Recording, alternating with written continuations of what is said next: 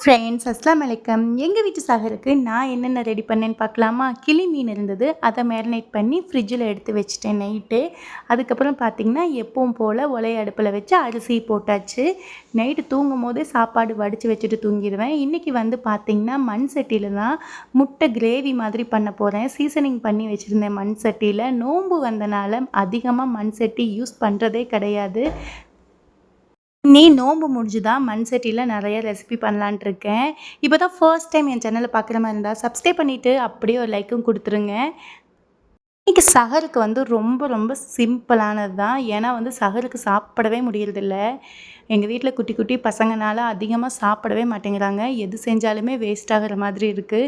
So அதனால் பார்த்திங்கன்னா அதிகமாக வந்து நான் எதுவுமே பெருசாக செய்கிறது கிடையாது.